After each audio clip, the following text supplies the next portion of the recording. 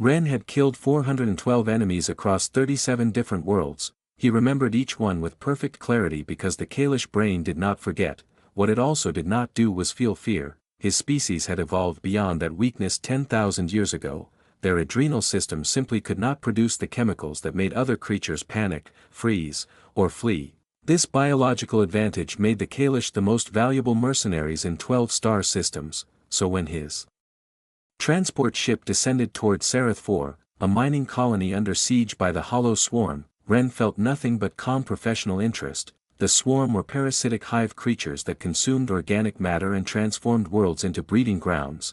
They had destroyed over 60 colonies in the past decade. Ren's unit had been hired to help defend this one. The colony was larger than he expected. 3,000 civilians lived here, along with a research station that housed 200 children in an educational program. The defensive perimeter was already damaged from previous attacks. Ren noted the scorch marks, the hastily repaired walls, the exhaustion on every face he passed. What surprised him was the presence of humans. A small contingent from Earth's Colonial Defense Corps had arrived 3 days before his unit, perhaps 80 soldiers, maybe 100. Ren's commanding officer dismissed them immediately. Soft creatures, he said, short lives, fragile bodies. Dependent on their technology, they will break when the real assault comes. Ren accepted this assessment. It matched everything he knew about humanity.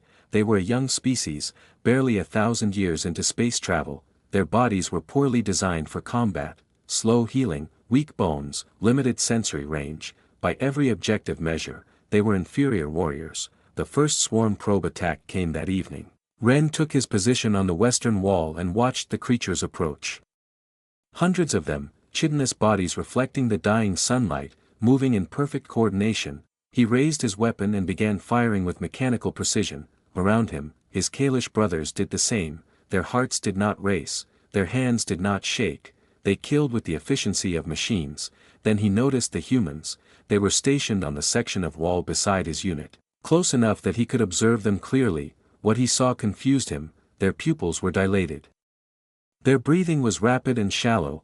Several had sweat running down their faces despite the cool evening air. One young soldier's hands trembled so badly that his first 3 shots missed entirely. These were all the biological markers of intense fear. Ren recognized them from his training on alien psychology, yet they did not run. The terrified young soldier steadied his weapon, took a breath, and began hitting his targets. The humans held their line. They fought with desperate energy, covering each other, shouting warnings, dragging wounded comrades to safety. When one fell, the others fought harder.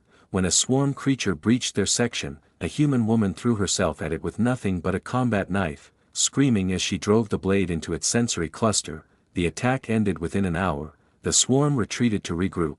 The Kalish had lost no one. The humans had lost 6 soldiers. Ren walked among them afterward, observing. They mourned their dead with tears and embraces. Some prayed, others sat in silence, staring at nothing. Every single one of them had known they might die. Every single one of them had been visibly, obviously afraid, and every single one of them had fought anyway. This made no sense to Ren. In Kalish philosophy, courage was defined as the absence of fear. Warriors were brave because they felt no terror, but these humans had been drowning in terror. He had seen it in their eyes, heard it in their voices, watched it shake their hands. They had been afraid in ways his species could not even imagine, so why had they not fled? Commander Nora Wilder approached him as he stood contemplating this contradiction. She was a small woman with gray streaks in her dark hair and a scar across her jaw. "You're the Kalish everyone talks about," she said, "the ones who don't feel fear." "That is correct," Ren replied. "Our species evolved beyond that limitation." Wilder studied him with an expression he could not read. "Limitation," she repeated. "Is that what you call it? Fear causes hesitation. Hesitation causes death. Without fear, we are more efficient warriors." The human commander smiled, but there was something sad in it. "Then I hope you never learn what you're missing." She walked away before he could ask what she meant. That night, Ren monitored the colony's sensor grid. The readings made him pause. The main swarm force was approaching from the northern wastes. Initial estimates suggested 10,000 creatures. Perhaps more, 10 times larger than anything the colony had faced before. He reported this to his commanding officer, who began calculating retreat options. The Kalish would likely survive if they fell back to the secondary evacuation point, but the humans would not, the civilians would not, the 200 children would not. Ren returned to the sensor station and watched the approaching swarm. Bioluminescent bodies lit up the distant darkness like a spreading infection. In approximately 16 hours, they would reach the walls. As he watched, he noticed something unfamiliar, a tightness in his chest, a strange heaviness that had no logical source. He ran a diagnostic on his biological systems and found nothing wrong. He dismissed it as a minor irregularity. He did not yet understand that he was beginning to feel something his species had abandoned 1,000 years ago. Sergeant Dex Harlow was laughing. Ren observed this with growing confusion. The man sat on an ammunition crate, checking his weapon, and laughing at something another human had said. Behind him, through the gaps in the colony wall, the hollow swarm's bioluminescent approach painted the horizon in sickly green light. 10,000 creatures were coming to kill them all, and this human was laughing. "You look disturbed," Harlow said. Noticing Ren's stare. "Something bothering you, big guy, you are going to die tomorrow," Ren stated. It was not an insult, it was mathematics. The probability of survival against this force is less than 8%, yet you laugh. Harlow shrugged. "Probably, but if I spent my last night being miserable about it, what kind of life would that be?" He patted the crate beside him. "Sit down, you're making me nervous standing there like a statue." Ren sat. He did not understand why, but he sat. The human camp was different from the Kalish encampment. His brothers were resting efficiently, conserving energy for tomorrow's battle.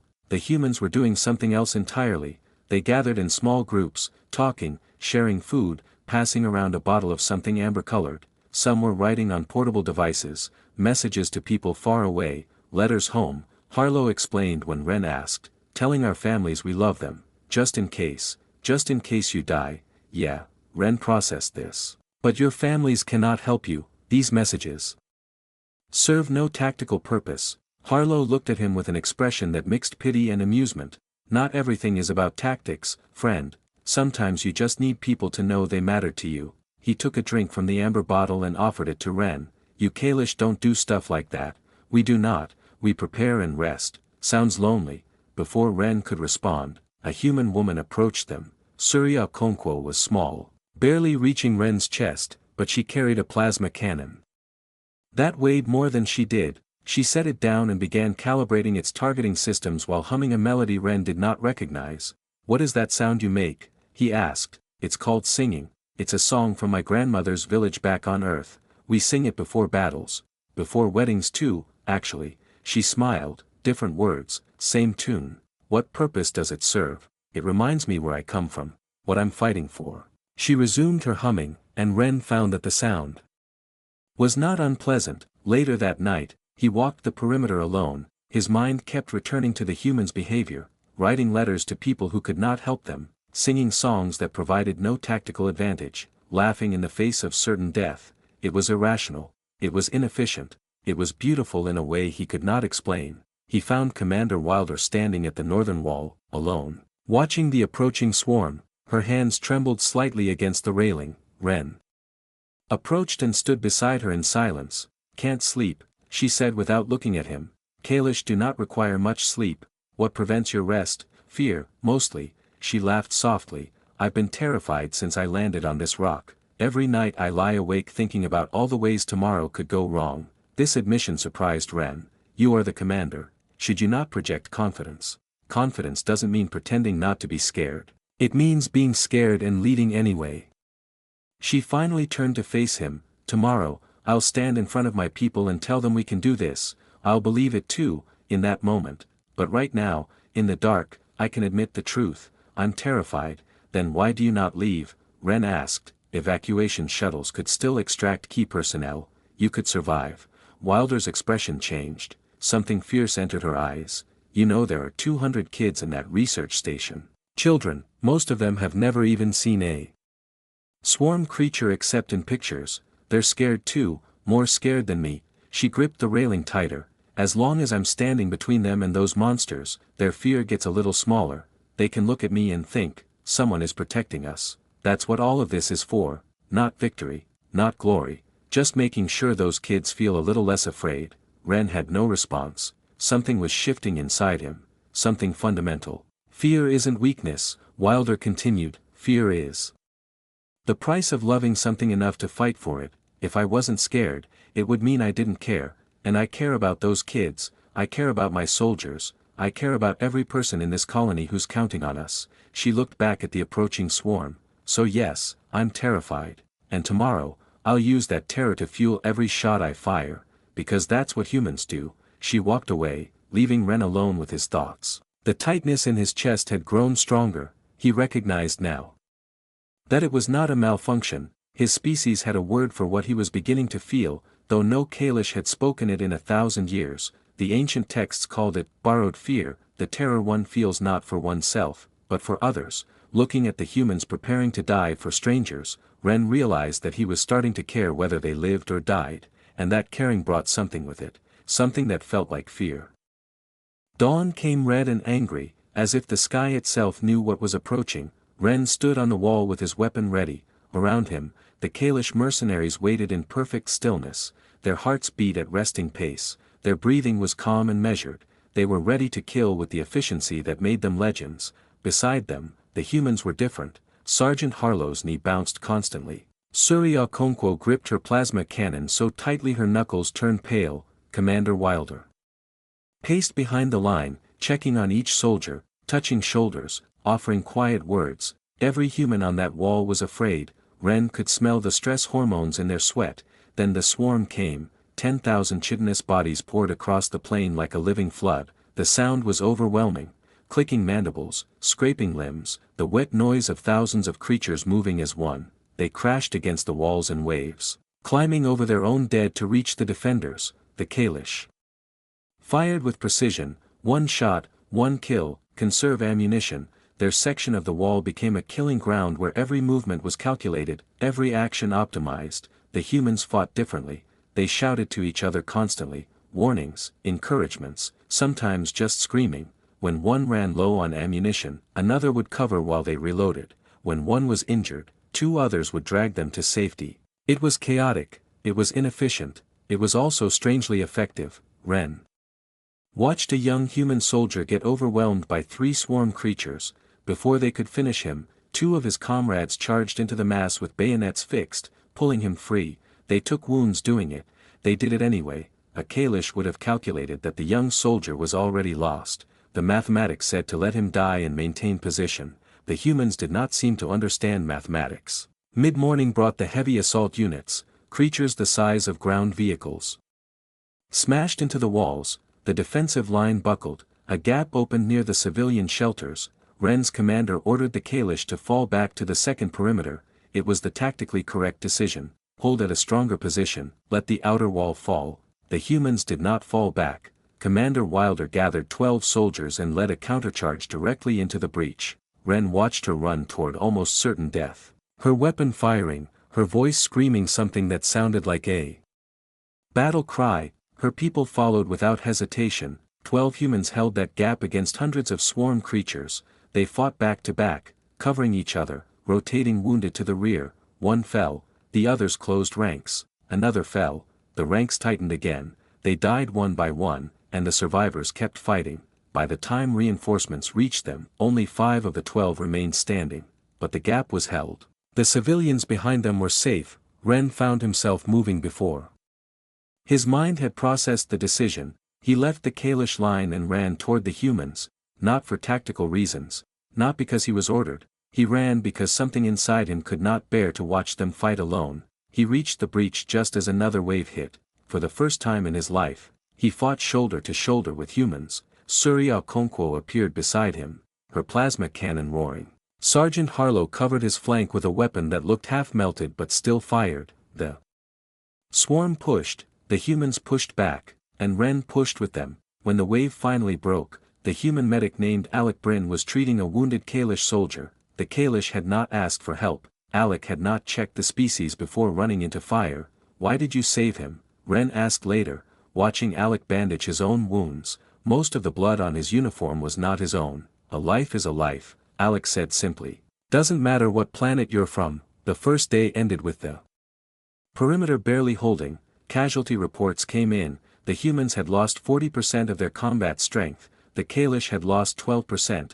Ren expected the humans to discuss retreat. Their losses were devastating. Logic demanded they reassess. They did not discuss retreat. They mourned their dead for 10 minutes. Harlow read names aloud while others stood in silence. Surya Okonkwo sang a soft song in a language Ren did not understand.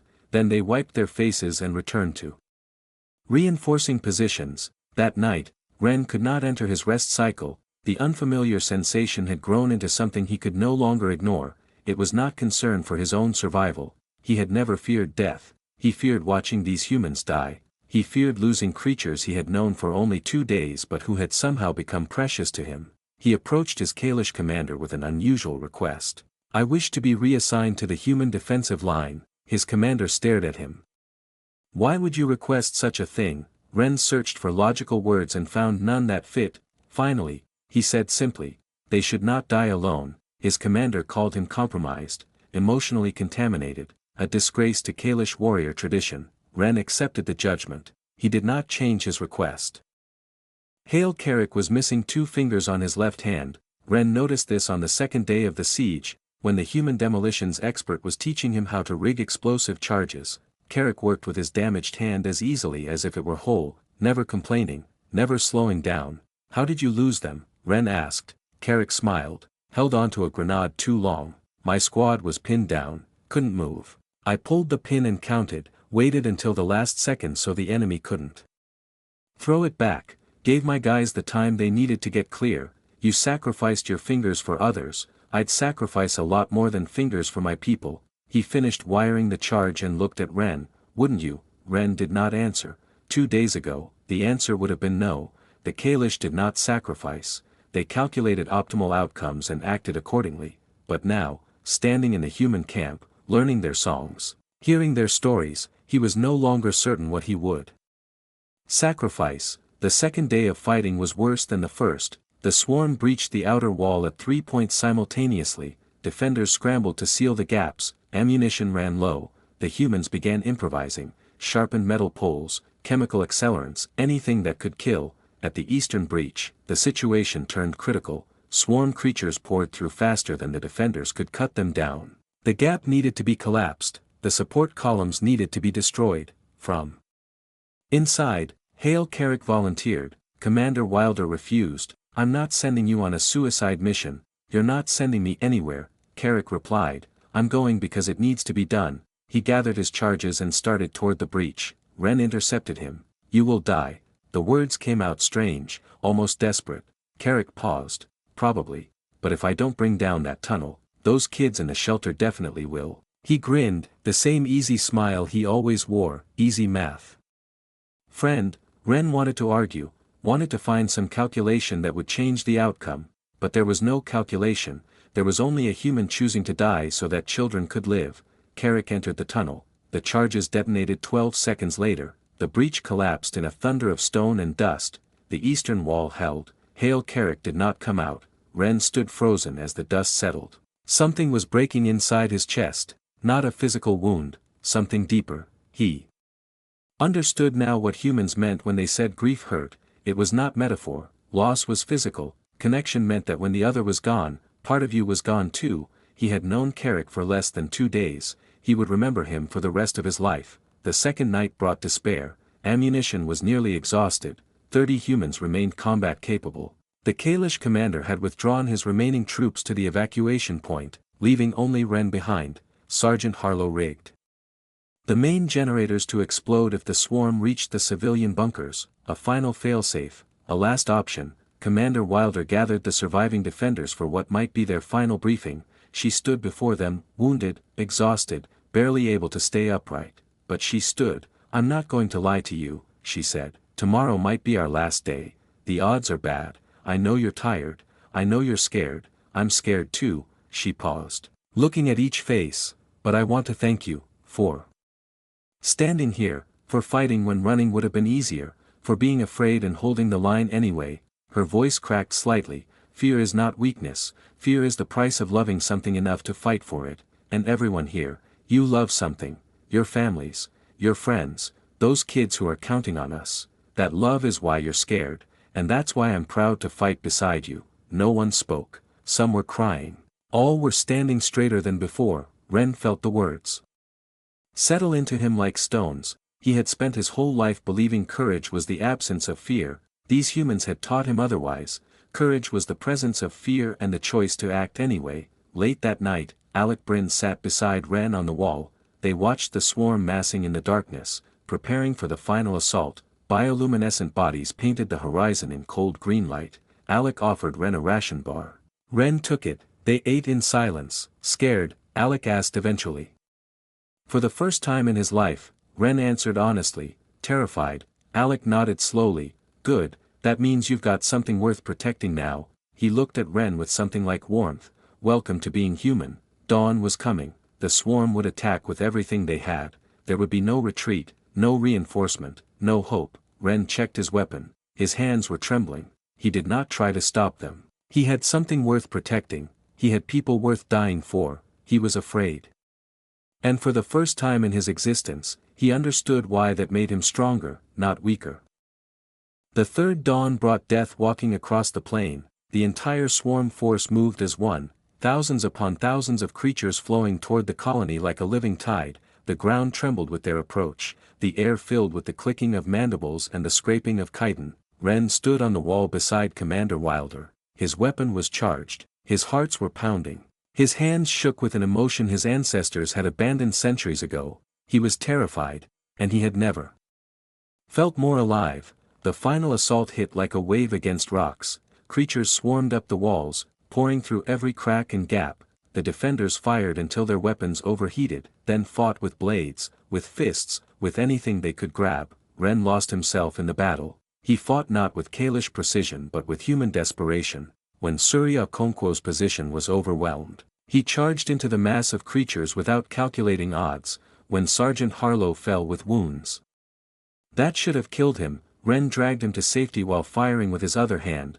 Commander Wilder took a severe wound defending a breach. A swarm blade opened her side from hip to ribs. She should have gone down. She did not. Alec Bryn patched her with battlefield medicine that was half skill and half prayer. Within minutes, she was back on the line, leading from the front despite barely being able to stand. This was what humans were. They did not fight despite their fear, they fought because of it. Fear was proof of what mattered. Fear gave them strength that logical species could not comprehend. A fearless warrior was efficient. An afraid warrior who fought anyway was something else entirely, unstoppable. The line began to buckle. Too many creatures, too few defenders. Ren calculated that they had perhaps 10 minutes before the position collapsed entirely. The children in the shelter would die. Everyone he had come to care for would die. Then the sky split open with fire. Evacuation ships roared overhead, a full squadron, weapons blazing. They should not have arrived for another day. Someone had pushed the engines beyond safe limits. Someone had risked everything for the chance to save strangers. The ships tore into the swarm with precision strikes. The creatures scattered, unable to adapt to threats from above. Within an hour, the assault had broken. The survivors retreated into the wastes. The colony was saved. Ren sat among the rubble as the last shots faded. Around him, humans were crying, embracing, collapsing from exhaustion.